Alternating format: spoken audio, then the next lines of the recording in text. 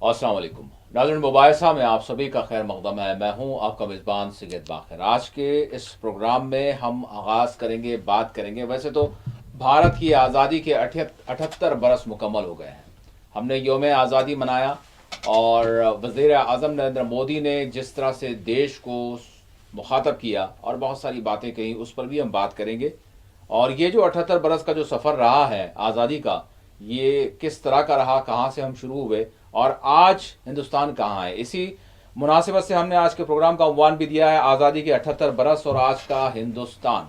तो आज का हिंदुस्तान कहाँ खड़ा है और हम अपने मुजाहिदीन आज़ादी के जो ख्वाब थे उसकी कितनी हमने तकमील की है और आज हम देश को किस तरफ ले जा रहे हैं, उस पर हम बात करेंगे। लेकिन बुनियादी तौर पर हमारा आज यानी मुद्दा यही है, जिस तरह से आज वोट अधिकार के यात्रा के उन्वान से जिस तरह से बिहार में एक यात्रा का आगाज़ किया गया है और वोट चोरी की जिस तरह की बात की गई और कांग्रेस की जानिब से, राहुल गांधी की जानिब से जिस तरह के इंकशाफात किए गए, दावे किए गए, इल्ज़ामात आयद किए गए इलेक्शन कमीशन पर। बहरहाल एक जानिब वो सरगर्मी हम देख रहे हैं बिहार में SIR के हवाले से, वोट चोरी के हवाले से, जो बकौल कांग्रेस के राहुल गांधी के जो दावे किए गए हैं, तो अवाम से कहा जा रहा है कि आप अपने वोट के हक को पहचानें और हमारी इस मुहिम के साथ हो जाएं। दूसरी जानिब आज इलेक्शन कमीशन ऑफ इंडिया की जानिब से एक बड़ी अहम प्रेस कॉन्फ्रेंस की गई और जितने इल्ज़ामात और जितने दावे कांग्रेस की जानिब से, राहुल गांधी की जानिब से किए गए, उन सब को खारिज कर दिया गया। ये कहा गया कि आप या तो 7 दिन के अंदर सबूत पेश करें या फिर आप नोटिस के लिए तैयार रहें और या फिर आप साथ ही साथ यानी माफ़ी तलब करें सारे देश से, ये कहा गया है। तो इलेक्शन कमीशन की जानिब से क्या कुछ कहा गया वो भी, उस पर भी हम बात करेंगे और इसके जवाब में फौरी तौर पर कांग्रेस की जानिब से रद्द-ए-अमल भी सामने आया है। तो बहरहाल ये जमहूरियत का मामला है, लोगों के हक का मामला है, वोट के एतमाद का मामला है। इस पर भी आज के इस प्रोग्राम में हम बात करेंगे। मैं आपको बता दूं कि इस वक्त हमारे साथ मौजूद मेहमान डॉक्टर सैयद इस्लामुद्दीन मुजाहिद साहब वो तशरीफ़ फरमा है स्टूडियो में। मैं डॉक्टर साहब का इस्तकबाल करता हूं।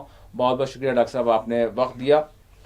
नाज़रीन, इससे पहले कि हम मौजूद मेहमान से बातचीत का आगाज़ करें, मैं चाहूँगा कि इलेक्शन कमीशन ऑफ इंडिया की जानिब से जो प्रेस कॉन्फ्रेंस की गई वैसे काफ़ी तवील थी, लेकिन उसके चंद माखूज़ात आप समाअत करें, जिसमें यह कहा गया है कि इलेक्शन कमीशन किस तरह से जानिबदारी कर सकता है। इलेक्शन कमीशन के नज़दीक कोई पक्ष और विपक्ष नहीं होता, क्योंकि जो भी सियासी पार्टियां होती हैं वो इलेक्शन कमीशन ही से जो है उनकी यानी उनका रजिस्ट्रेशन होता है और वहीं से इनका क़याम अमल में आता है। तो इलेक्शन कमीशन ऑफ इंडिया किस तरह से ये किसी का पक्ष ले सकता है। और जहां तक SIR का मामला है वो जारी रहेगा और इस हवाले से भी इलेक्शन कमीशन ऑफ इंडिया की जानिब से बहुत सारी वजाहतें की गई और जो इल्ज़ामात आयद किए गए कांग्रेस की जानिब से उसको खारिज किया गया, मुस्तरद किया गया और SIR के हवाले से कहा गया कि 1 सितंबर तक जो कोई एतराज़ जिसके पास भी है वो इलेक्शन कमीशन से वो इसको रुजू कर सकते हैं। उन्होंने कहा कि 18 बरस की उम्र के जो हो जाते हैं तो हमारा आइन, हमारा दस्तूर ये कहता है कि वो शहरी अपने वोट का इस्तेमाल कर सकता है, उसको अपना वोट का इस्तेमाल करना चाहिए। तो बहरहाल इलेक्शन कमीशन ऑफ इंडिया के जो सरबराह हैं ज्ञानेश कुमार, उन्होंने क्या कहा वो सुने। उसके बाद फौरी तौर पर साथ ही साथ इस पर रद्द-ए-अमल सामने आया है कांग्रेस की जानिब से। कांग्रेस की तर्जुमान सुप्रिया श्रीनाथे ने भी इस हवाले से कहा है कि इलेक्शन कमीशन ने जो कुछ भी कहा है वो कोई ख़ास बात नहीं है, जो पब्लिक डोमेन में बात होती है उसी को उन्होंने रिपीट किया है, लेकिन जो सवालात खड़े किए गए हैं उस पर इलेक्शन कमीशन ऑफ इंडिया ने कोई जवाब नहीं दिया है। तो बहरहाल पहले इलेक्शन कमीशन की बात सुनते हैं, उसके बाद सुप्रिया श्रीनाथे ने क्या कहा वो भी आप सुने। Honourable election commissioner doctor Sukhbir Singh Sandhu जी, honourable election commissioner doctor Vivek Joshi ji, चुनाव आयोग के वरिष्ठ अधिकारीगण और मीडिया के मेरे दोस्तों, सबसे पहले चुनाव आयोग मतदाताओं के नाम एक संदेश देना चाहता है। भारत के संविधान के अनुरूप भारत का हर नागरिक जो 18 वर्ष की आयु पूरी कर चुका हो, उसे मतदाता अवश्य बनना चाहिए और मतदान भी अवश्य करना चाहिए। आप सभी जानते हैं कि कानून के अनुरूप हर राजनीतिक दल का जन्म चुनाव आयोग में रजिस्ट्रेशन से ही होता है, तो फिर चुनाव आयोग उन्हीं राजनीतिक दलों में भेदभाव कैसे कर सकता है? चुनाव आयोग के लिए न तो कोई विपक्ष है, न तो कोई पक्ष है, सब समकक्ष हैं। चाहे किसी भी राजनीतिक दल का कोई भी हो, चुनाव आयोग अपने संवैधानिक कर्तव्य से पीछे नहीं हटेगा। पिछले 2 दशकों से लगभग सभी राजनीतिक दल मतदाता सूची में त्रुटियों के सुधार के लिए मांग करते रहे हैं और इसी मांग को पूरा करने के लिए ही चुनाव आयोग ने गहन पुनरीक्षण अर्थात स्पेशल इंटेंसिव रिवीजन SIR की शुरुआत बिहार से की है।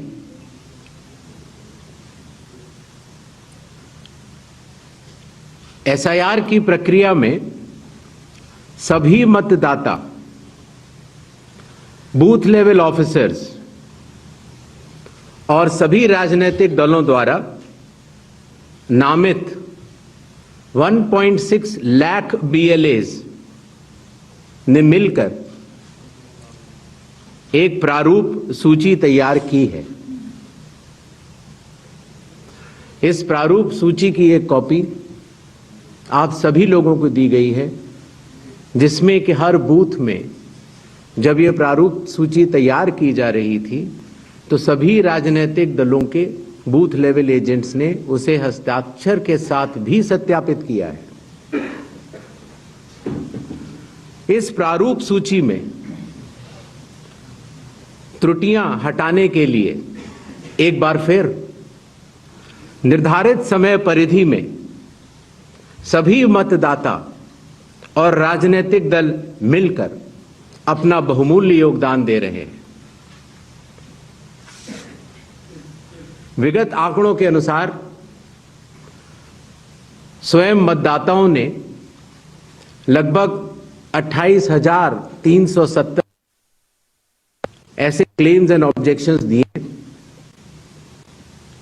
और जो मतदाता 1 जुलाई को 18 वर्ष की आयु पूरी कर चुके हैं या 1 अक्टूबर को 18 वर्ष की आयु पूरे करने वाले हैं, ऐसे 1,03,703 मतदाताओं ने भी अपना आवेदन फॉर्म 6 और डिक्लेरेशन के साथ किया है।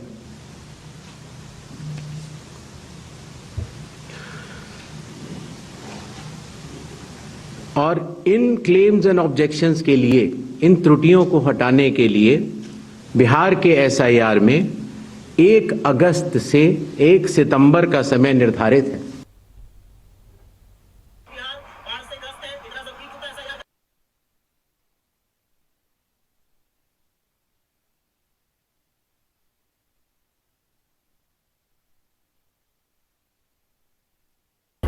ज्ञानेश कुमार जी, आप इस देश के मुख्य चुनाव आयुक्त हैं। क्या लाज शर्म मर्यादा पूरी तरह से खत्म हो गई है?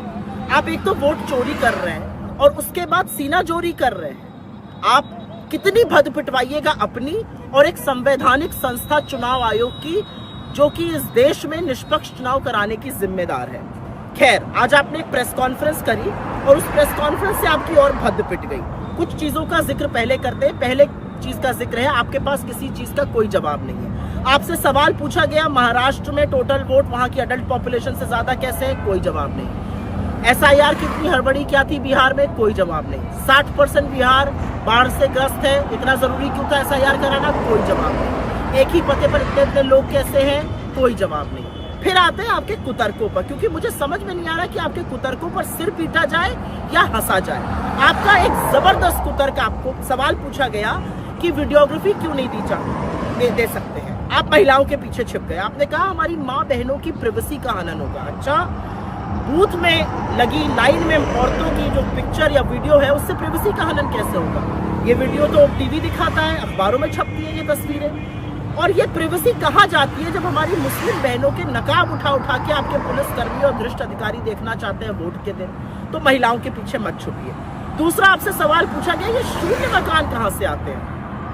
आपने कहा जो लोग कहीं काम करके रात को सड़क पे सोने आते हैं उनके घर शून्य लिखे जाते हैं। अच्छा, हमें तो नहीं पता था आप रद्द जगह करा के लोगों को ठेल ठेल के उठाकर वोटर आईडी कार्ड बनवा रहे हैं। और कहाँ गए मोदी जी के इतने सारे जो आवास बनाने वाले थे? एक और क्वेश्चन यहाँ पर आता है, लोगों के अगर ऐसे ही सड़कों पे सोने वाले लोग हैं तो इनके नाम के आगे इना मीना माइना मो क्यों लिखा जा रहा है? पिता के नाम के आगे IGFJK क्यों लिखा जा रहा है? खैर, तीसरा सवाल आपसे पूछा गया कि आप डिजिटल वोटर लिस्ट क्यों नहीं दे सकते? आपने कहा यह निजता का हनन है। जी नहीं, इससे आपकी पोल और खुलेगी, आपकी कलई और खुलेगी, आप डरते हैं इसलिए नहीं दे सकते।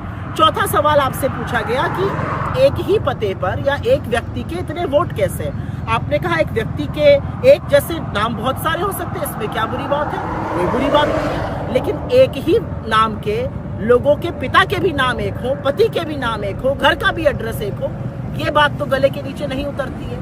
आपसे एक और बात पूछी गई, पांचवी बात, कि नेता प्रतिपक्ष राहुल गांधी जी ने सबूत दिया, आप उस पर एक्शन क्यों नहीं ले रहे हैं? आपने पलट के कहा या तो वो हलफनामा दे या माफी मांगे। अच्छा, अनुराग ठाकुर जी से आप हलफनामा कब लीजिएगा? और नेता प्रतिपक्ष ने आपको सबूत दिए हैं, थोड़ी सी भी लेशमात्र थोड़ी गरिमा बची है तो अपनी त्रुटि सुधारिए।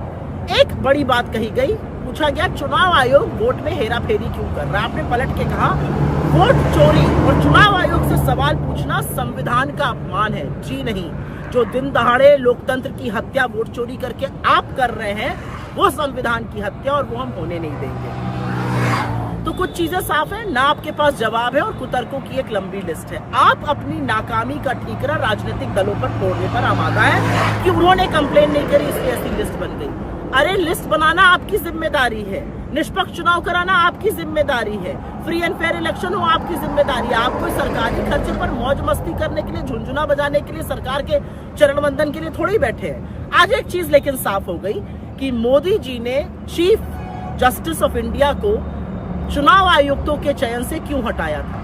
क्योंकि अगर नहीं हटाते तो उनको ऐसी मनमर्जी कठपुतलियां कैसे मिलती? राहुल गांधी ने सबूत के सहित आपके सामने तथ्य रखे हैं, आपके पास एक भी तथ्य का जवाब नहीं है, कुतर्क है, और ज्यादा से ज्यादा तरीके से आप बीजेपी के स्पोक्स पर्सन जैसे साउंड कर रहे हैं। एक बात याद रखिएगा, लोकतंत्र में वोट देने का अधिकार सबसे मजबूत और ताकतवर हथियार होता है, उसके साथ खिलवाड़ मत करिए।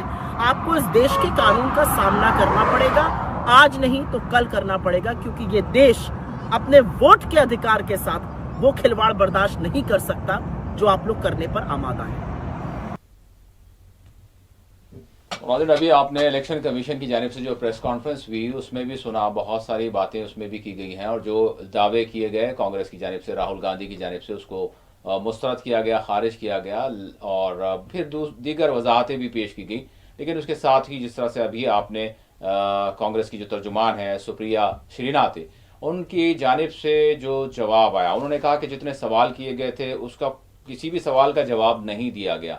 बहरहाल ये एक इस तरह का मामला बन चुका है, अब इस हवाले से जनता शायद, अवाम शायद, वाक़यतन हम भी देख रहे हैं, हमारा भी ये मुशाहिदा है कि वो तजब्जुब से दो चार हैं। वो ये समझना चाहते हैं कि आखिर ये चल क्या रहा है, क्योंकि इलेक्शन कमीशन कह रहा है कि हमको किसी पक्ष और विपक्ष का कोई, हमारा जो है उनसे कोई नाता नहीं है, हमारे लिए हर दो जो है बराबर है। अब लोग ये सोच रहे हैं, क्योंकि हम भी जो है सहाफ़ी ये देख रहे हैं कि आखिर वो क्या फैसला करें, और ये फैसला किसके तहत होगा ये हम अपने मौजूद मेहमान से ज़रूर जानेंगे। क्योंकि राहुल गांधी ने, डॉक्टर साहब, ये कह दिया कि मैंने जनता की अदालत में ये सारा मामला पेश कर दिया है और अब जनता को फैसला करना है। अब दूसरी जानिब इलेक्शन कमीशन ये कह रहा है कि जितने इल्ज़ामात, जितने दावे किए गए हैं वो सारे के सारे बेबुनियाद हैं। अब जो इल्ज़ाम आयद कर रहे हैं, जो दावा पेश कर रहे हैं, बल्कि जो ये कह रहे हैं कि इल्ज़ाम नहीं है, सबूत हमारे पास मौजूद हैं, اور ہم نے یہ جنتا کی عدالت میں پیش کر دیا ہے. اب جنتا کنفیوز ہے اس وقت، کس کو صحیح سمجھے؟ کیا یہ معاملہ عدالت میں جائے گا، عدالت اس کا فیصلہ کرے گی، پارلیمنٹ اس کا فیصلہ کرے گی، یا پھر جنتا فیصلہ کرے گی؟ تو اس کے لیے راستہ کیا ہوگا؟ بہرحال ڈاکٹر صاحب میں جاننا چاہوں گا کہ ہم نے جس طرح سے عنوان بھی دیا ہے آزادی کے 78 برس اور آج کا ہندوستان، تو یہ جو آزادی کا جشن ہم نے منایا، یہ اس تناظر میں جس طرح سے ہم نے منایا، پردھان منتری کا جو خطاب رہا اس پر تو ہم جائیں گے، لیکن فی الحال ایک جانب بہار میں جس طرح سے یاترا نکالی گئی ووٹ ادھیکار کے عنوان سے اسے معنون کرتے ہوئے، اور دوسری جانب الیکشن کمیشن آف انڈیا کی جانب سے پریس کانفرنس کی گئی اور تمام الزامات کو، تمام دعووں کو خارج کر دیا گیا. کہاں سے آپ آغاز کریں گے؟ اور یہ بھی جاننا چاہوں گا کہ یہ کتنا معاملہ جو ہے واقعی اہمیت کا حامل ہے. جی، جیسا کہ آپ نے عنوان دیا ہے آج کے مباحثے کے لیے، آزادی کے 78 برس اور آج کا ہندوستان، جی، تو سب سے پہلی بات تو یہ ہے کہ ہم مثبت پہلوؤں کی طرف آئیں پہلے، اس کے بعد پھر منفی جو پہلو ہیں اس وقت جو بدلتا ہندوستان اس پر گفتگو ہو. ضرور. یہ بات ہمارے لیے بڑی خوش آئند بھی ہے اور بڑی خوشی اور مسرت کی بات ہے کہ ابھی 2 دن پہلے ہم نے جو ہے نا آزادی کا 19واں یوم آزادی منایا ہے، 79th، جی ہاں. اور اس طریقے سے ہم نے 78 برس آزادی کے مکمل کیے ہیں. تو سب سے پہلی بات یہ ہے کہ جشن آخر کس بات کا منایا جائے. ایک طرف تو یہ ہے کہ یقیناً ہم کو جشن منانا چاہیے کہ یہ ملک جو آزاد ہوا ہے اس میں ہر ایک کا خون لگا ہے اور ہر ایک نے اپنی قربانی دی ہے. کوئی طبقہ ایسا نہیں ہے کہ جس نے اس ملک کی آزادی کے لیے اپنا جو ہے نا اپنا حصہ ادا نہ کیا ہو. لیکن آزادی کے بعد آپ دیکھ رہے ہیں کہ جس طریقے کے حالات پیدا ہوتے گئے ہیں ملک کے اندر، اب اس کی ایک بینی مثال آپ کے سامنے خود الیکشن کمیشن آف انڈیا ہے کہ آزادی کے بعد ہم نے یہاں پہ ایک جمہوری نظام کو قائم کیا باضابطہ، اور اس کے تحت ہم نے کچھ اصول اور قواعد بنائے ہیں اور کہا گیا کہ بھئی یہ الیکشن کمیشن آف انڈیا ایک دستوری ادارہ ہوگا اور اس کی ذمہ داری ہوگی کہ وہ ملک میں بالکل صاف اور شفاف اور غیر جانبدار انداز میں انتخابات منعقد کرے. چنانچہ 1951 سے لے کر آپ دیکھ رہے ہیں کہ 2024 تک الیکشن کمیشن کی جانب سے کئی مرتبہ لوک سبھا کے انتخابات منعقد ہو چکے ہیں اور کئی مرتبہ ریاستی اسمبلیوں کے انتخابات منعقد ہوئے ہیں. لیکن گزشتہ چند برسوں سے آپ دیکھیں کہ الیکشن کمیشن جو ایک دستوری ادارہ ہے وہ کیوں شک کے دائرے میں آ گیا ہے، کیوں اس پر سوالات کھڑے کیے جا رہے ہیں، اس پر بڑی سنجیدگی سے ہم کو غور کرنا چاہیے. آج ہی جو ہے نا چیف الیکشن کمیشن گانیش کمار صاحب نے جو پریس کانفرنس کی ہے، اور جیسا کہ کانگریس کے ترجمان نے کہا کہ جو سوالات اٹھائے گئے ہیں ان سوالات کا جواب دینے کے بعد بجائے انہوں نے ایک دوسرے انداز جو ہے نا اختیار کیا ہے. سب سے پہلی بات تو انہوں نے یہ کہی کہ صاحب الیکشن کمیشن پر سوال اٹھانا آئین کی توہین ہے، دستور کی توہین ہے. تو آپ بتائیں کیسے دستور کی توہین ہوگی اگر الیکشن کمیشن خود غیر جانبداری کے بجائے جانبدار ہو جائے؟ اور وہ کچھ جیسا کہ راہل گاندھی نے جو نعرہ دیا ہے کہ بھئی یہ الیکشن کمیشن ووٹ چوری کر رہا ہے، ووٹوں میں ہیرا پھیری کی جا رہی ہے، اور پھر انہوں نے اعداد و شمار کے ذریعے ثابت کیا کہ صاحب مہاراشٹر میں کس طریقے سے ووٹوں کی چوری ہوئی ہے، کرناٹک کے اندر ایک دعویٰ میں معذرت کے ساتھ الیکشن کمیشن آف انڈیا کی جانب سے جو chief election commission of India ہیں انہوں نے جس طرح سے کہا کہ تمام جو سیاسی پارٹیاں ہیں ان کا وجود ہی ہم سے ہوتا ہے، ہمارے پاس رجسٹریشن ان کا ہوتا ہے، اس کے بعد ان کا قیام عمل میں آتا ہے. تو ہم مطلب یہ اس ترک کو، اس جواب کو یا اس جواز کو آپ کیا کہیں گے کہ ہمارے پاس سبھی کا رجسٹریشن ہوتا ہے تو پھر ہم کس طرح سے سب میں بھید بھاؤ کریں گے؟ ہمارے لیے تو سب برابر ہیں، سبھی سیاسی پارٹیاں ہیں. کتنا پیارا جو ہے جواب ہے. تو اس حوالے سے کچھ روشنی ڈالیں آپ. چیف الیکشن کمشنر صاحب کے اس بیان سے کوئی یعنی اختلاف نہیں کیا سکتا ہے کہ انہوں نے یہ بات کہی ہے کہ ہمارے نزدیک جو ہے نا حکمران جماعت اور اپوزیشن پارٹی دونوں برابر ہیں، کیونکہ الیکشن کمیشن تو کسی ایک کا طرفدار نہیں ہوتا ہے. لیکن یہ باتیں دستوری طور پر یا کاغذی طور پر مانی جا رہی ہے، ورنہ حقیقت تو یہ ہے کہ اس وقت الیکشن کمیشن جو ہے نا برسر اقتدار پارٹی کا جیسے ترجمان بن کر آ گیا ہے، اور وہ اس طریقے سے جو ہے نا مختلف قسم کی اس سے جو غلطیاں ہو رہی ہیں. الیکشن کمیشن آف انڈیا جو ہے ان کا یہ ترک، ان کا جواز، یہ کوئی مضبوط جواب بن رہا ہے؟ میں آپ سے جاننا چاہوں گا بالکل دیکھیے کیا یہ جواب بن رہا ہے؟ مطلب یہ تو کتابی بات ہو گئی. یہ میں نے وہی کہا نا آپ سے کہ یہ صرف دستور میں لکھی ہوئی بات ہو گئی ہے، یا پھر آپ یہ کہہ سکتے ہیں کہ صاحب انہوں نے بس ایک بات کہہ دی ہے، لیکن عملاً جو صورتحال ہو رہی ہے اگر وہ واقعی اپوزیشن پارٹیوں کو اور برسردار پارٹی کو یا پھر کسی بھی سیاسی پارٹی کو برابر سمجھتے ہیں تو اس قسم کے جو ایسے واقعات ہوتے ہی نہیں تھے، اور بہت ہی مناسب انداز میں اس کو ایسے الیکشن کی ساری کارروائی کی جاتی ہے. دیکھیے اب اپوزیشن پارٹی نہیں بلکہ ملک کا ہر شہری یہ سوال کر رہا ہے کہ صاحب بہار کے اندر جہاں نومبر میں الیکشن ہونے والے ہیں، آپ نے جو ہے نا 24 جون کو اعلان کیا کہ وہاں پر جو صحیح سیار ہوگا، वहाँ पर जो है सो फेरी से राय दगान पर जो है सो नज़रसानी की जाएगी।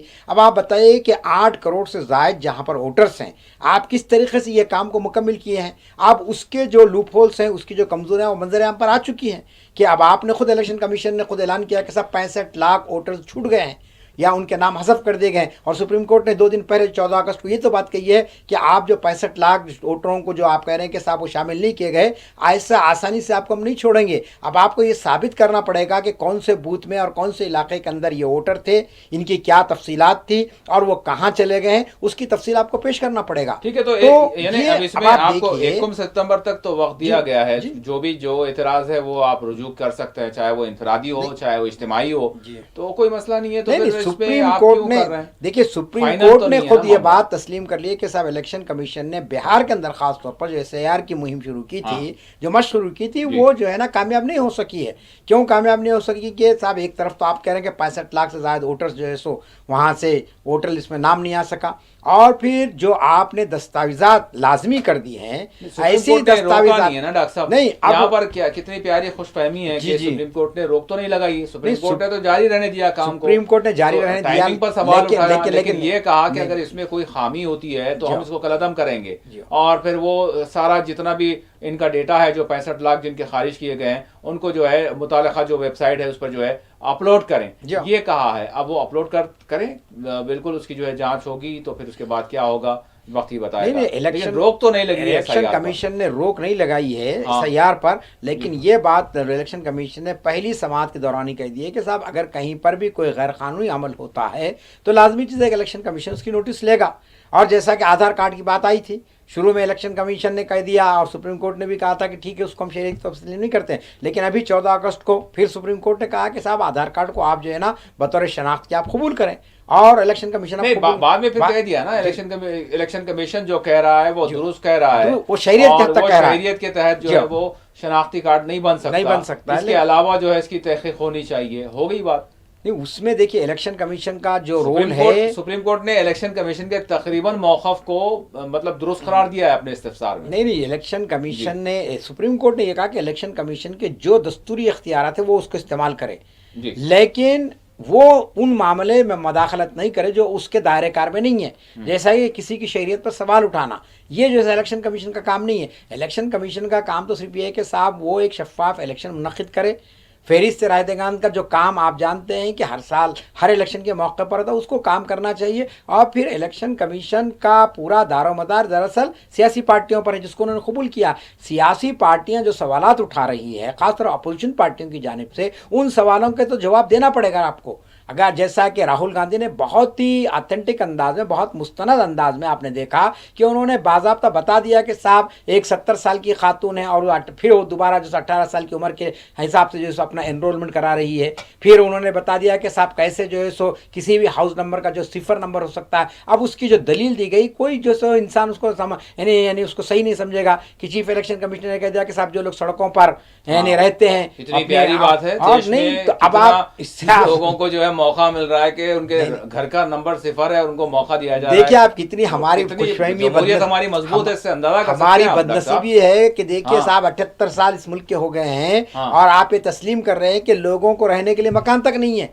लोग फुटपाथ पर जिंदगी बसर कर रहे हैं। अमेरिका में भी रहते हैं लोग, ये पहलू लोग बड़ी तादाद है अमेरिका में भी है। ये पहलू हमारे ये देखें ना, आपके घर बेघर लोग जो सड़कों पर हैं, जो सड़कों पर हैं, उनको जो है मौका मिल रहा है वोट डालने का। कितनी उनके पास शनाख्ती कार्ड्स होंगे, क्या क्या चीजों के दस्तावेज उनके पास होंगे, कितने जो है कौन सी चीजें होंगी उनके पास जिसकी वजह से उनको वोट डालने दिया जा रहा होगा।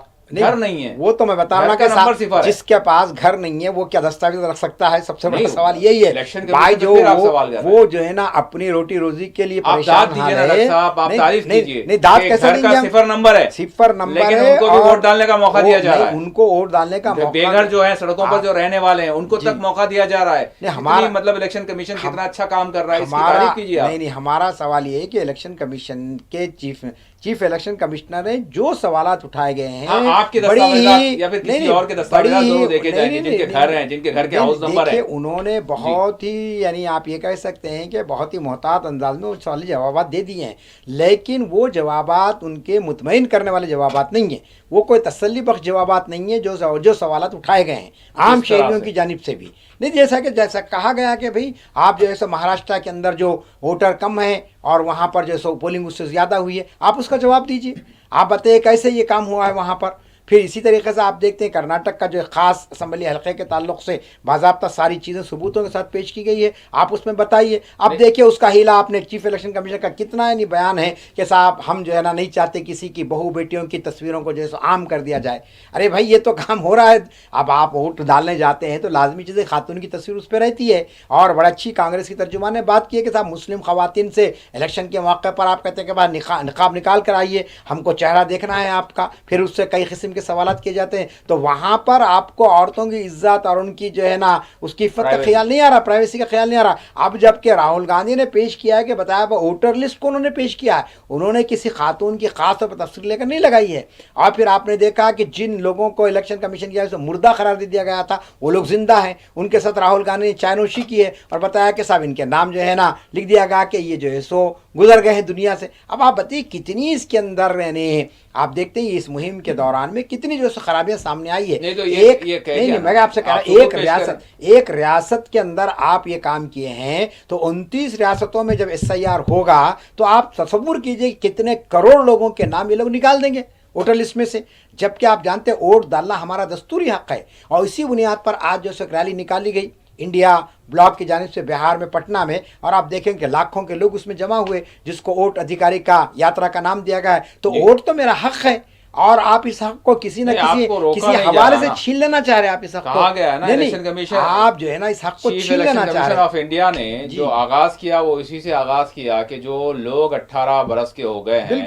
ہندوستانی وہ متدان میں حصہ لیں، انہیں لینا چاہیے، ان کو کوئی روکنے والا نہیں ہے، ان کو نہیں آپ کئی رکاوٹیں ڈال رہے ہیں نا، ٹھیک ہے رکاوٹوں کے حوالے سے، اور پھر ساتھ ہی ساتھ یہ بھی کہا گیا کہ جتنی باتیں آپ کر رہے ہیں، جتنا آپ نے پریزنٹیشن دے دیا، جتنا آپ نے فیگرز پیش کر دیے تو ٹھیک ہے، جس کو آپ ثبوت کہہ رہے ہیں تو وہ ثبوت کے طور پر آپ پیش کریں، حلف نامہ داخل کریں آپ، یا نہیں کر سکتے ایک چھوٹا سا یہاں پر بریک لینے کے لیے کہا جا رہا ہے، اگر نہیں کر سکتے ہیں تو فوری طور پر 7 دن کے اندر دیش سے معافی مانگے، 7 دن کے اندر۔ ناظرین ایک چھوٹا سا بریک لیتے ہیں، بریک کے بعد اس موضوع کے حوالے سے جس کے حوالے سے ضرور ہم یہ کہہ سکتے ہیں کہ ایک جمہوری ملک میں جمہوریت کی بات، ووٹ کی بات، یہ مطلب اس کو ہلکے میں نہیں لیا جا سکتا۔ ایک جانب وپکش ہے، دوسری جانب پکش ہے، اور درمیان میں الیکشن کمیشن ہے، اور اس سارے معاملے کو جو ہے جنتا دیکھ رہی ہے، اور جنتا یہ سوچ رہی ہے کہ ہمارا ووٹ صرف یہی ادھیکار ہمارے پاس رہ گیا ہے، یہ بھی اگر متزلزل ہو گیا تو پھر جمہوریت کس کو کہتے ہیں۔ چھوٹا سا بریک لیتے ہیں، بریک کے بعد دوبارہ حاضر ہوں گے۔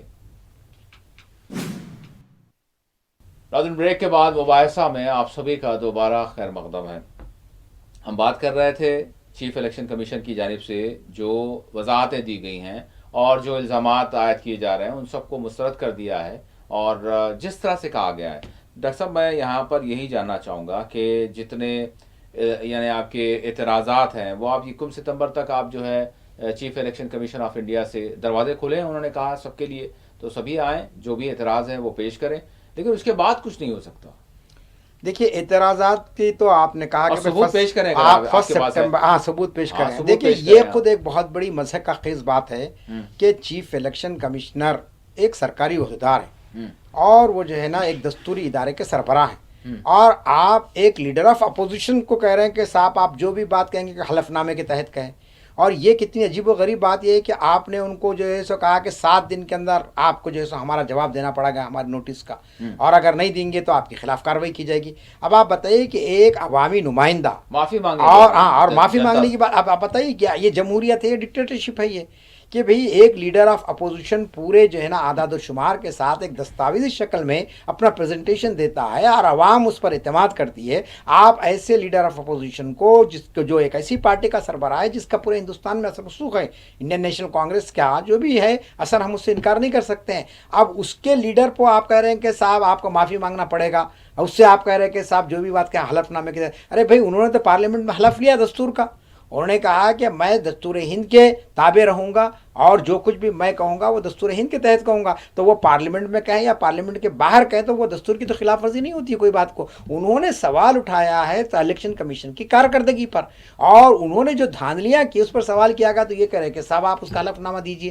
تو ایک عوامی نمائندہ کیا صرف پارلیمنٹ اور اسمبلی کی چار دیواری میں بولنے کی آزادی رکھتا ہے؟ کیا وہ ہندوستان کے عوام سے راست طور پر مخاطب نہیں ہو سکتا؟ یہ سب سے بڑا سوال ہے. راہل گاندھی پوری عوام کو مخاطب کرے, عوامی عدالت میں آ گئے ہیں وہ, اور جب مسئلہ عوامی عدالت میں آ گیا ہے تو آپ کو جواب دینا پڑے گا. اب آپ جانتے ہیں کہ چیف الیکشن کمشنر کی جب سے کہ وہ عہدہ لیے پہلی پریس کانفرنس یہی ہے. اب تک صرف ذرائع ابلاغ سے بات آ رہی تھی. ہمارے حیدرآباد کے ایم پی جناب اسدالدین اویسی صاحب نے یہی بات کہی کہ صاحب مختلف سورسز سے ہم کو بات آ رہی ہے, الیکشن کمیشن خاموشی اختیار کیا ہوا ہے, کیوں جو ہے نا وہ کھل کر بات نہیں کرا. ایک 15 دن پہلے کا ان کا اسٹیٹمنٹ دیکھی, بات موجود ہے. بیرسٹر اسدالدین اویسی صاحب نے اس طرف توجہ دلائی ہے کہ صاحب الیکشن کمیشن کو بات کو جو ہے واضح کرنا چاہیے. اب جب پانی سر سے اونچا ہو گیا ہے تو اب الیکشن کمیشن آیا وضاحت دینے کے لیے, اور ایسی وضاحت دے رہا ہے کہ جو پریپیئرڈ ہے ان کے اپنے ذہن میں ہے.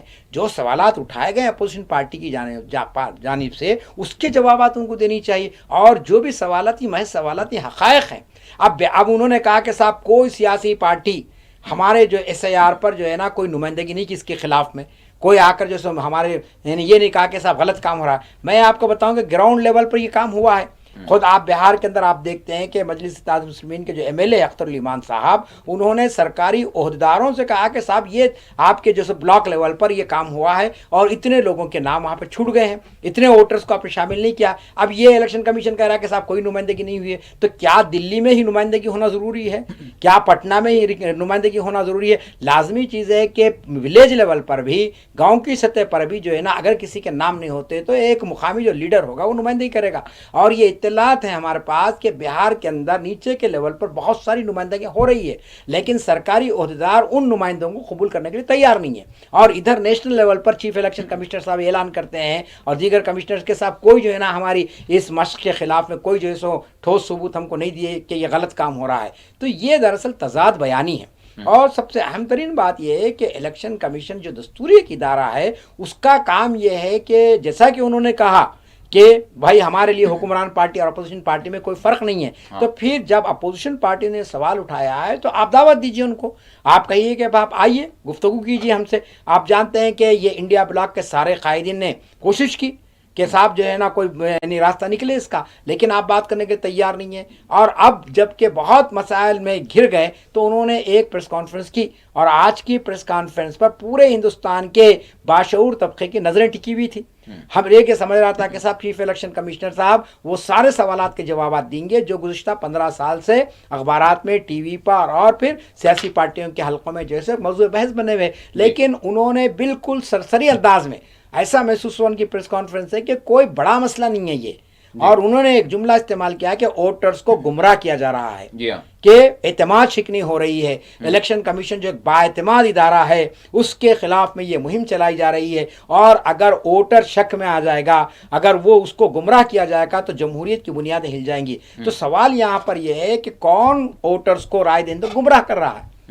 یہ تو الیکشن کمیشن کی جانب سے ہو رہا ہے کہ وہ جو ہے نا 8 کروڑ کی آبادی ہے آپ کے بہار کے اندر ووٹر سے, اور آپ ایک مہینے کے اندر آپ بتائیے 25 جون سے لے کر 25 جولائی تک آپ کیسے رائے شماری کر سکتے ہیں, کیسے جو ہے سو حقیقی لوگوں کے نام اس کے اندر شامل کر سکتے ہیں. یہ کہا گیا ہے نا کہ ایس آئی آر کے حوالے سے جو یہ اسپیشل جو انٹینسیو ریویژن ہے, تو اس حوالے سے الیکشن کمیشن آج کی پریس کانفرنس میں انہوں نے یہی کہا کہ یہ سبھی پارٹیوں کی جانب سے, کوئی ایک پارٹی کی جانب سے نہیں, سبھی کی جانب سے پچھلے دور میں بھی یہ کہا جاتا رہا ہے کہ بھائی اس پر کچھ ہونا چاہیے, نظر ثانی ہونی چاہیے. وہی ہم نے کام کیا. نہیں دیکھیے ہر سیاسی پارٹی نہیں بلکہ الیکشن کمیشن خود کا یہ کام کرتا ہے. آپ جانتے کہ جہاں پر بھی الیکشن کا اعلان ہوتا ہے بلدی سطح سے لے کر لوک سبھا کے الیکشن تک آپ دیکھیں گے کہ نظر ثانی ہوتی ہے ووٹرس میں, اور ہونی چاہیے, کیونکہ کوئی شخص 5 سال پہلے زندہ تھا, اب جب الیکشن ہو رہا 5 سال کے بعد لوک سبھا کا اسمبلی کا, تو وہ ہو سکتا ہے کہ دنیا میں نہ رہے تو اس کا نام آپ حذف کر سکتے ہیں, اور جو بچے جو 18 سال کے نہیں تھے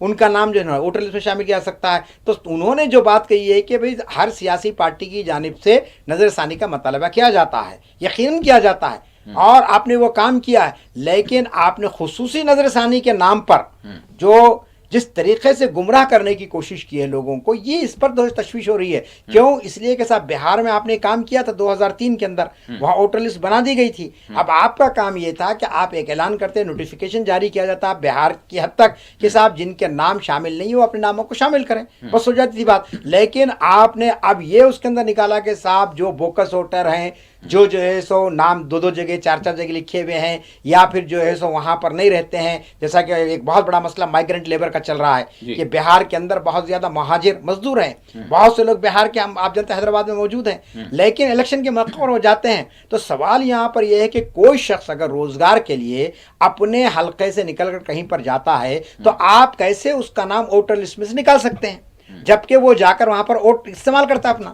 اسمبلی کے موقع پر، لوک سبھا کے الیکشن کے موقع پر آپ دیکھتے ہیں کہ لوگ ٹرینوں کے ذریعے جاتے ہیں. 2 چیزیں ہو رہی ہیں. جی، ایک یہ کہا جا رہا ہے کہ نام نکالے جا رہے ہیں، جی، ایک مقام پر کہا جا رہا ہے کہ نام ایک نہیں 4 مقامات پر موجود رہ رہے ہیں. بالکل. کیا معاملہ ہے؟ اس کو تھوڑا ایلابریٹ کریں، اس حوالے سے بات کریں. مطلب کوئی نام بالکل خارج اور کوئی نام تو 4 جگہ استعمال ہو رہا ہے. یہ جو دعویٰ ہے، یہ جو الزام ہے، اب یہ کیا ہے؟ یہ کیا ہوتا ہے؟ اسی کو انہوں نے بنیاد بنا کر یہ 65 لاکھ لوگوں کے نام نکالے ہیں. کہا کہ صاحب ان کا نام فلاں جگہ ہے. تو ہم بھی یہ کہیں گے صاحب میرا سوال یہ ہے کہ یہ کیا ماجرا ہو سکتا ہے کہ کسی ووٹر کو جو ہے وہاں اس ووٹر کا کئی جگہ پر نام ہے اور اس کا جو ہے وہ ڈال بھی سکتا ہے، اور کہیں پر تو بالکل نکال دیا جا رہا ہے. تو یہ کیا کوئی سلیکٹو معاملہ ہو رہا ہے؟ یہ سوال ہو رہا ہے نا ڈاکٹر صاحب، میں جاننا چاہوں گا. یہ تو دیکھیے، سب سے پہلی بات تو یہ ہے کہ کہیں ایک جگہ نام ہونا چاہیے ووٹر کا، ایک سے دوسرے جگہ نہیں ہو سکتا ہے نام.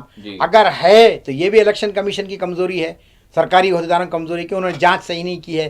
کیونکہ کوئی بھی شخص اگر اپنا کوئی سرٹیفکیٹ دیتا ہے، میٹرک کا سرٹیفکیٹ دے گا، تو لازمی جو اس میں آ جائے گا کہ بھائی وہ کس ریاست کا نمائندہ ہے، کہاں کا شہری ہے، وہ بات آ جائے گی وہ کہاں سے اس نے SSC امتحان پاس کیا ہے. غلطیوں کا نتیجہ ہے، کیونکہ غلطیاں تو ہوتی ہیں، اتنا بڑا دیش ہے تو غلطیاں ہوتی ہیں. دیکھیے یہاں پر تو الزام ہو رہا ہے کہ کچھ نہ کچھ آمدن معاملہ ہو رہا ہے. نہیں، غلطیاں بھی ہو سکتی ہے، آمدن بھی ہو سکتا ہے. جیسا کہ آپ نے استعمال کیا لفظ کہ بھئی ایک ٹارگٹ کرنا ہے کہ کچھ مخصوص علاقوں میں مخصوص طبقوں کو ٹارگٹ کیا جا رہا ہے. جیسا کہ بہار کے تعلق سے آپ جانتے ہیں کہ صاحب سب سے زیادہ جو نام حذف کیے گئے ہیں وہ آپ کے جو سیمانچل کے علاقے میں کیے گئے ہیں. میں آپ کو بتا سکتا تھا لیکن وقت نہیں ہے کہ خاص طور پر آپ جانتے ہیں کہ وہ علاقے جہاں مسلمان اکثریت میں ہیں وہاں 10 سے 15% لوگوں کے نام نکالے گئے. تو کیا یہ سلیکٹیو نہیں ہے؟ یہ یقیناً سلیکٹیو ہے. کیا جانا یہ کہیں نہ کہیں سلیکٹیو ہے، کہیں نہ کہیں برابر. دیکھیں جہاں پر ہندو اکثریت ہے وہاں پر یہ چاہتے ہیں کہ صاحب زیادہ سے زیادہ لوگوں کے ناموں کو شامل کر لیا جائے، اگرچہ کہ وہ جو ہے اس پیمانے کو پورا ابھی نہ کریں لیکن ان کا نام وہاں پہ شامل کیا جائے گا. لیکن اگر کوئی مسلمان ہے اور بالکل جنین ووٹ ہے اس کا، اس کے باوجود مختلف ہیلے کر کے آپ اس کو نکالنا چاہ رہے ہیں، تو جیسا کہ میں نے آپ سے کہا کہ بھئی سیمانچل میں ہی جو ہے نا ووٹوں کا فیصد کم کیوں ہو رہا ہے اور دوسرے علاقوں میں کیوں کم نہیں ہوتا ہے. تو یہاں معلوم ہوتا ہے کہ الیکشن کمیشن کے یعنی جو یہ مہم ہے اس کے پس پردہ کچھ نہ کچھ خاص محرکات ہیں، وہ ساری چیزیں مسترد انہوں نے کر دی، اور بہت سے محرکات کے مطابق یہ کام دھوکا ہے، مس لیڈ کیا جا رہا ہے، مس انفارم کیا جا رہا ہے لوگوں کو. نہیں دیکھیے پریس کانفرنس میں انہوں نے بہت ساری باتیں کہی ہے اور یقیناً یہ ساری باتیں موضوع بحث بنیں گی. جیسا کہ انہوں نے کہا کہ الیکشن کمیشن پر سوال اٹھانا آئین کی توہین ہے. اگر یہ بات کو آپ مان لیا جائیں گے تو پھر آپ دیکھیں کوئی پولیس آفیسر کسی مظلوم پر ظلم کرے گا، اور اگر آپ کہیں گے کہ بھائی پولیس کے محکمے میں ایسے لوگ ہیں اور پولیس ڈپارٹمنٹ میں بیان آئے گا کہ صاحب یہ دستور کی توہین ہے، یہ قانون کی خلاف ورزی، تو کوئی ماننے تسلیم کرے گا اس کو؟ ہمارا قانون تو ہمارا تو سب کے لیے یکساں ہے. یہ یعنی ہم بات کرتے ہیں رول آف لا کی. آپ کہتے ہیں کہ صاحب ہمارے ملک میں قانون کی حکمرانی ہے، اور قانون کی حکمرانی کو بتائی کوئی ادارہ کوئی فرد ہمارے دستور سے بالا تر نہیں ہے. اور اگر الیکشن کمیشن کوئی غلط کام کرتا ہے، غیر قانونی کام کرتا ہے، تو لازمی چیز ہے کہ ایسا تصور کیوں نہیں کرتے کہ الیکشن کمیشن غلط کام کر ہی نہیں سکتا؟ نہیں کر سکتا. آپ کو یہ عقیدہ رکھنا چاہیے. یہ نہیں ہو سکتا. کیوں؟ اس واسطے نہیں ہوتا کہ کوئی پولیس والا وردی پہنا ہوا ہے وہ غلط کام کر ہی نہیں سکتا. نہیں، آپ کو یہ عقیدہ، یہ بیلیو رکھنا چاہیے. دیکھیے ان کے پاس کوئی ایسی الہامی طاقت نہیں ہے کہ یہ کہہ دیا ہے کہ صاحب وہ غلط ہو ہی نہیں سکتے. انسان ہے، سوچنا چاہیے کہ انہوں نے سمویدھان پر قسمیں کھائی ہے. نہیں سمویدھان غلط کر ہی نہیں سکتے. دیکھیے سمویدھان اپنی تمام تر آپ کی خوبیوں کے باوجود آپ جانتے ہیں کہ ہم نے اپنے دستور میں خود ترمیمیں کی ہے. جی یہ خود اس بات کا ثبوت ہے کہ ہمارے جو دستور کے نہیں، بانی کوئی تھے، جج ہے تو جھوٹ بول ہی نہیں ہمارے سکتے۔ دستور کے بانیوں کی نیت پر ہم کو شک نہیں کر سکتے، انہوں نے بہترین دستور بنایا ہے، جی۔ لیکن وقت کے تقاضوں کے مطابق دستور میں ترمیم بھی کی گئی ہے۔ تو اب آپ یہ کیسے کہہ سکتے ہیں کہ نہیں صاحب وہ دستور بنا دے گا 1950 میں، بس اسی پر یہ ہندوستان چلے گا، اب اس میں نہ کوئی کمی ہو سکتی نہ اضافہ ہو سکتا؟ تو یہ بات کوئی ماننے کے لیے تیار نہیں ہے۔ تو اسی طریقے سے ہر ادارہ وہ اگر اپنی کارکردگی اور اپنے اختیارات سے تجاوز کرتا ہے تو ملک کی عوام کو حق ہے کہ وہ اس کا احتساب کرے، وہ اس سے سوال کرے۔ آپ جانتے ہیں کہ آج آپ یہ ہمارے صاحب جو ہے نا گنیش کمار صاحب پر انگلیاں اٹھائی جا رہی ہے، کیوں جو ہے سو ٹی این سیشن پر لوگ سوالات نہیں اٹھائے؟ وہ بھی تو چیف الیکشن کمیشن رہے تھے۔ کیوں جو ہے سو عوام کی ان کو تائید حاصل رہی؟ بڑے بڑے سیاسی پارٹیاں ان سے پریشان رہتی تھی۔ کیوں پریشان رہتی تھی؟ اس لیے کہ انہوں نے قانون کے مطابق انتخابات کرائے تھے۔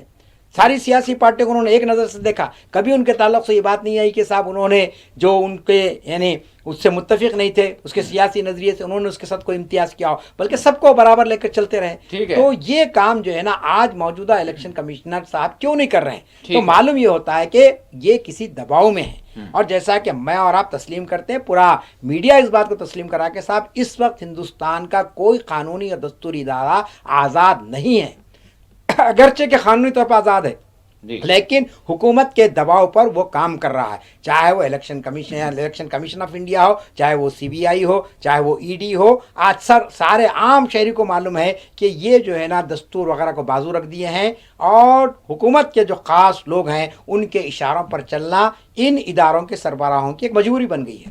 ٹھیک ہے، ہمارا تو یہ ماننا ہے کہ ان چند برسوں میں جو ہے یہ سارے ادارے مزید مضبوط ہوئے ہیں، مزید با اختیار ہوئے ہیں، مزید آزاد ہوئے ہیں، مزید ایمانداری ان میں آئی ہے، یہ ہمارا یقین ہے۔ اب وہ دیکھ رہے ہیں، ہمارا پوری یقین یہ ہے، ہندوستانی عوام دیکھ رہی ہے کہ ٹھیک ہے ڈاکٹر صاحب، میں اب یہاں پر شاید یہی وہ ساری چیزیں ہیں کتنے جس کی مضبوط وجہ سے ہیں۔ جب کوئی قدم کوئی بڑا مشن لے کے آگے بڑھتے ہیں تو بہت سارے الزامات جو ہے جی لگتے ہیں، بہت سارے کنکر پتھر اور جو ہے کیا کیا پتہ نہیں جو ہے اس شخص کو یا اس جماعت کو یا پھر اس مشن کے حوالے سے جو ہے اس کو جو ہے برداشت کرنا پڑتا ہے، حملے ہوتے ہیں۔ تو شاید پردھان منتری کے اس خطاب کو دیکھنے کی ضرورت ہے، شاید اس مشن کے حوالے سے غور کرنے کی ضرورت ہے، شاید وہی مشن ہے جو آگے بڑھایا جا رہا ہے، جس کی وجہ سے یہ سارے ہرڈلز ہو رہے ہیں، کیونکہ ایک بڑا مشن ہے، اس کا جو ہے بڑا مقصد ہے اور بڑا ریفارم ہے دیش میں، سارے دیش میں وہ ریفارم یہ ہے، اور وہ تشویش کی بات بھی ہے کیونکہ دیش کی ڈیموگرافی کی جو بات پردھان منتری نے کی ہے، یعنی جو سمبودھت انہوں نے کیا لال قلعے سے سارے دیش کو، جو سب سے بڑا مسئلہ انہوں نے جس طرح سے بتایا کہ ایک تو ہماری جو آبادی ہے اس کے تناسب کو چینج کرنے کی ایک منظم طور پر سوچی سمجھی سازش جو ہے کی جا رہی ہے، اس حوالے سے ضرور جو ہے غور کرنے کی ضرورت ہے۔ شاید یہ ساری چیزیں وہیں کہیں نہ کہیں ہو رہی ہیں، جس کی وجہ سے کوشش کر رہا ہے ہر ادارہ کہ وہ ساری چیزوں میں ریفارمز لائے جائیں کیونکہ اس مسئلے سے جو ہے نجات مل سکے، کیونکہ وہی گھس بیٹھیے جو ہیں وہ ماؤں بہنوں بیٹیوں کو جو ہے نشانہ بنا رہے ہیں۔ کتنی بڑی بات ہے، سوچنے والی بات ہے کہ کسی کے بھی جذبات کہاں سے کہاں پہنچ جائیں گے ڈاکٹر صاحب، بڑا سنگین مسئلہ ہے گھس بیٹھیوں کا، اور وہی ہیں جو ساری چیزیں یہ کر رہے ہیں، ہمارے جو نوجوان ہیں ان کی روزی روٹی بھی چھین رہے ہیں۔ جی تو یہ سارا معاملہ ایک ہی جگہ جا کر ملتا ہے، اس کی جڑیں ایک ہی ہیں، یہ گھس بیٹھی ہیں۔ یہ ووٹر لسٹ کا بھی معاملہ اگر آپ دیکھیں تو انہی گھس بیٹھیوں کو نکالنا ہے نا ڈاکٹر صاحب، تھوڑا سوچیں، توجہ دیں اس جانب۔ دیکھیے وزیر اعظم کا جو خطاب رہا ہے جی تعریف کریے اس کی، اس سال خطاب کی تعریف آپ کیجیے۔ جانتے ہیں کہ 79 انڈیپینڈنس ڈے کے موقع پر 19ویں یوم آزادی کے موقع پر وزیر اعظم نے بہت ہی طویل خطاب کیا۔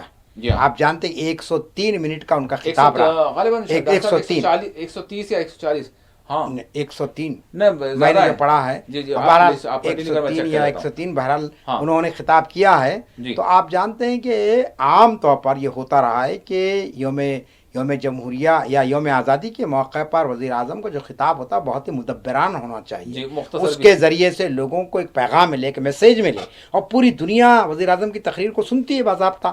جتنے ہمارے ہائی کمیشن سے بیرونی دنیا میں آپ جانتے ہیں کہ وہاں پر اس کا اہتمام کیا جاتا ہے، باضابطہ وزیر اعظم کی جو تقریر ہوتی ہے راست ٹیلی کاسٹ کی جاتی ہے اور لوگ گھروں میں بیٹھ کر سنتے ہیں۔ اگر آپ سابقہ روایات کو دیکھیں گے تو آپ کو معلوم ہوگا کہ لال قلعے کی فصیل سے جو تقریر کی جاتی ہے یوم آزادی کے موقع پر، چاہے وہ پنڈت جواہر नेहरू की तकरीर हो, चाहे वो मिसेस गांधी की तकरीर हो, चाहे दीगर जो वज़ीर आज़म जिसमें खुद अटल बिहारी वाजपेयी शामिल है जिनका ताल्लुक खुद बीजेपी से था, और वो बहुत ही मैं माजरत 103 मिनट 103 मिनट मैंने कहा ना आपसे कि 103 मिनट की तकरीर हुई है इनके अंदर, लेकिन इसके अंदर आप देखते हैं कि उन्होंने कोई ऐसा मैसेज नहीं दिया जिसमें जो है ना कोई उनका विजन झलकता हो, बल्कि ऐसा महसूस होता था माजरत के साथ कि हमारे वजीर आज़म ने एक सियासी तकरीर वहाँ पर कर दी है।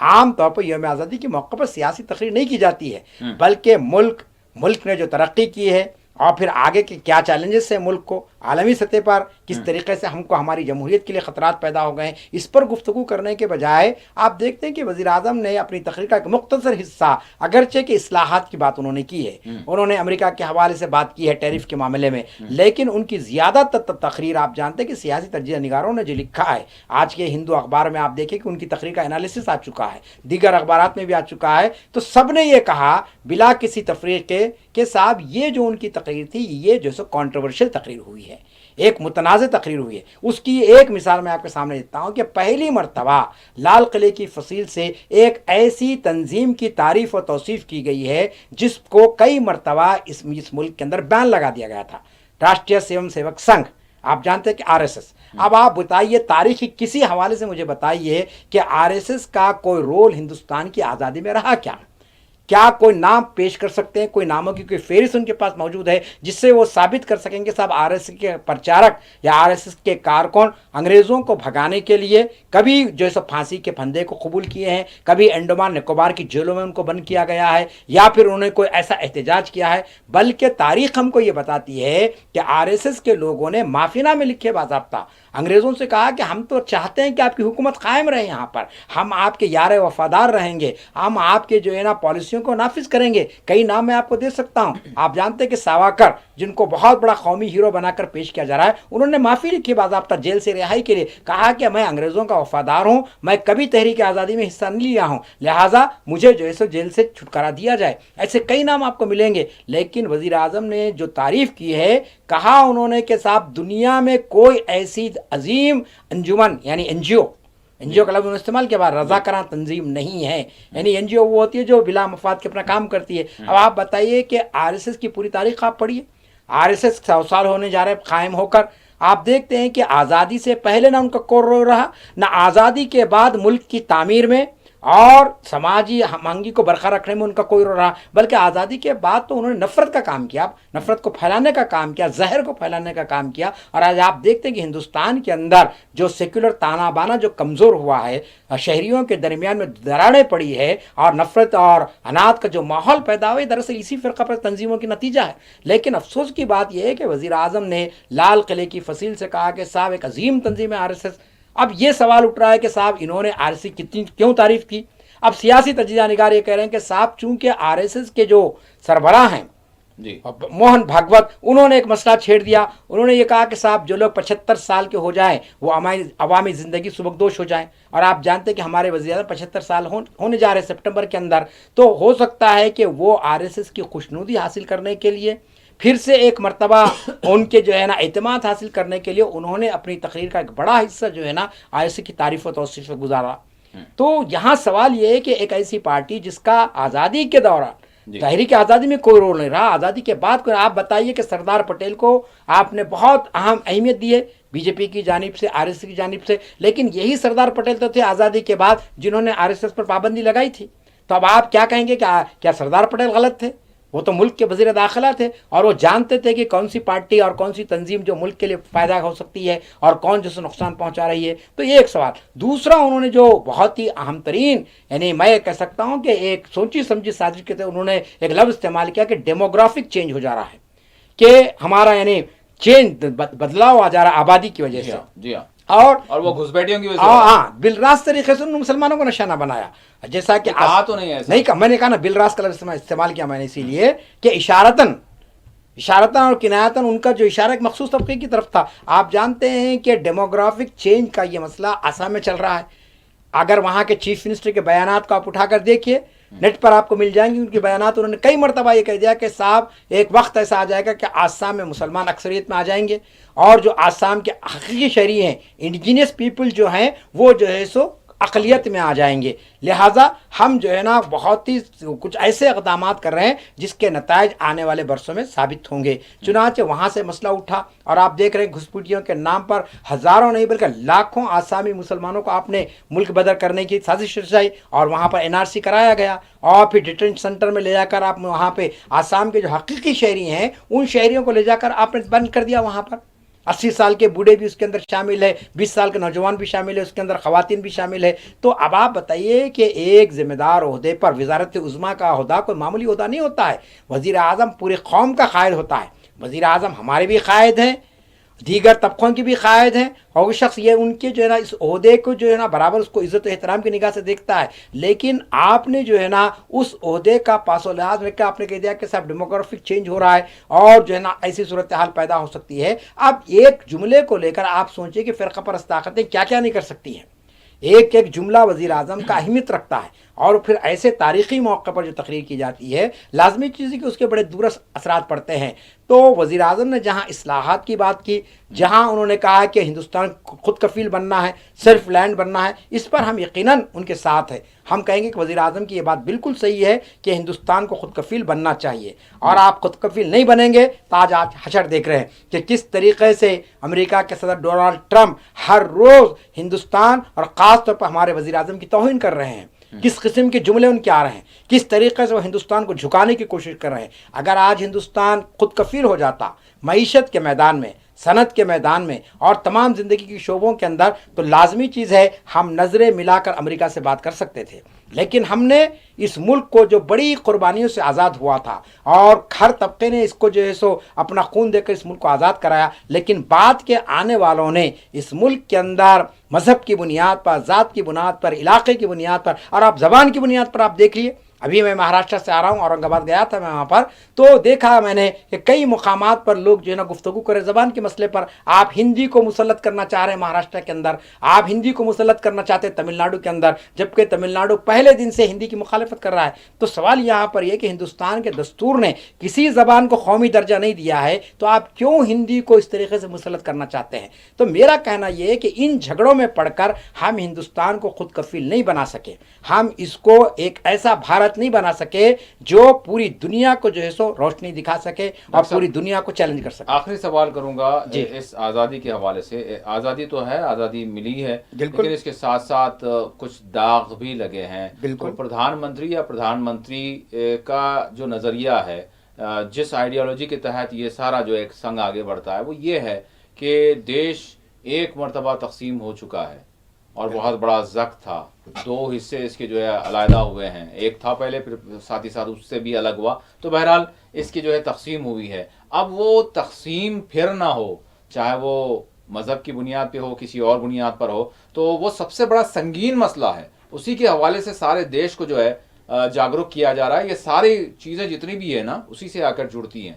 تو یہ کوشش کی جا رہی ہے, یہی کیا جا رہا ہے کہ دیش مزید تقسیم نہ ہو. جن کی ذریعے سے جو ہے تقسیم ہو سکتا ہے, تو ان کے حوالے سے یہ شعور بیدار کیا جا رہا ہے, لوگوں کے ذہن بنائے جا رہے ہیں کہ آپ جو ہے آگاہ ہو جائیں, پھر دیش کو تقسیم نہ ہونے دیں. ادروائز یہ جو گھس بیٹھ گئے ہیں یہ پھر ایک مرتبہ تقسیم کر دیں گے. دیکھیے سب سے پہلی بات تو یہ ہے کہ دیکھیے کوئی شہری اور خاص طور مسلمان کبھی یہ نہیں چاہے گا کہ یہ ملک مزید تقسیم ہو, اور جو تقسیم ہوئی اس کے بھی ذمہ دار مسلمان نہیں ہیں. وقت نہیں ہے کہ میں تفصیلات میں جاؤں, لیکن تاریخ نے واضح کر دیا کہ مسلمان اس ملک کے بٹوارے کے ذمہ دار نہیں ہیں. تحقیقی طور پر کئی مقالے آ چکے, کئی کتابیں آ چکی ہیں, ہم کو اس پر بحث کرنا نہیں ہے. جیسا سابق میں ہم تقسیم کے خلاف تھے اور آج بھی ہم تقسیم کے خلاف ہیں. ہم کبھی نہیں چاہیں گے کہ بھارت کے ٹکڑے ہو جائیں, ہندوستان جو ہے سب مختلف خانوں میں بڑھ جائے. لیکن آپ خود یہ کام کر رہے ہیں, نام نہاد قوم پرستی کے نام پر, نیشنلزم کے نام پر آپ جو جارحانہ پالیسی اختیار کیے ہوئے ہیں, ایک خاص طبقے کو آپ جو ٹارگٹ کر رہے ہیں, ایک خاص زبان کو آپ جو مسلط کرنے کی آپ جو کوشش کر رہے ہیں, ایک خاص تہذیب کو آپ لانے کی جو کوشش کر رہے ہیں, اس سے تو ملک تقسیم ہو جائے گا. آپ یعنی خود RSS اور اس کا پورا سنگھ پریوار کو آپ دیکھیں گے تو ان کی کوئی پالیسی کے اندر آپ کو مثبت پہلو آپ کو بہت کم نظر آئے گا. सारे ही उनकी बुनियाद मनफी पहलुओं पर है। या तो लोगों को मजहब की बुनियाद पर लड़ा दिया जाए या मंदिर और मस्जिद का मसला छेड़ दिया जाए। अभी आपने देखा कि साहब यूपी के अंदर जो वाक़या हुआ कि साहब फतेहगढ़ के अंदर फतेहपुर के अंदर किस तरीके से गौल को गौल गया, वहाँ पर शरपसंदों का, और उन्होंने जो है सो वहाँ पर एक मकबरे को उन्होंने उठा दिया और पुलिस की मौजूदगी में, और पुलिस कुछ नहीं कर रही, वहाँ पर खामोश तमाशाई बनी बैठी हुई है। फिर आप देख रहे हैं कि हुजूम तशद्दुद के वाक़यात फिर से शुरू हो चुके हैं, मुख्तलिफ मकामात पर लोगों को मारा और पीटा जा रहा है। तो ये जो सूरत हाल आप पैदा कर चुके हैं, आपको खुदरत की जानिब से बहरहाल इख्तियार मिला है, लिहाजा इख्तियार का आप सही इस्तेमाल कीजिए। और हम ये कहेंगे कि आज़ादी के 78 बरस और आज का जो हिंदुस्तान है, आज के इस बदलते हिंदुस्तान के अंदर कौमी यकजहती की ज़रूरत है, कौमी इत्तेहाद की ज़रूरत है, और मुल्क को दस्तूर के मुताबिक चलना चाहिए। किसी इदारे, किसी सियासी पार्टी या किसी सियासी ओहदे की बुनियाद पर इस मुल्क को अगर कोई चलाने की कोशिश करेगा तो यही होगा, जैसा कि इकबाल ने कहा था कि न समझोगे तो मिट जाओगे हिंदुस्तान वालों, तुम्हारी दास्तां तक न होगी दास्तानों में। बहुत बहुत शुक्रिया डॉक्टर साहब, आपने जो है यकजहती का पैगाम दिया है। आपने कहा है कि किस तरह से हमारे जो मुजाहिदीन आज़ादी है उन्होंने ख्वाब भारत के हवाले से, देश के हवाले से, हिंदुस्तान के हवाले से देखा था। अगर उसके बिल्कुल अपोजिट में कुछ काम किया जाएगा तो फिर इस देश के लिए नुकसान होगा, इस देश के संविधान के लिए, इस देश की जमहूरियत के लिए वो सारी चीज़ें नुकसान का बाइस बनेंगी। तो इस हवाले से हमको अपनी जो है आंखें खोलनी होगी और यकजहती को बनाए रखना होगा और नफरत पैदा करने वालों को जो है मुस्तरद करना होगा। इसी के साथ खुसूसी प्रोग्राम मुबाहिसा अपने अख्ताम को पहुँचता है। अल्लाह हाफिज़।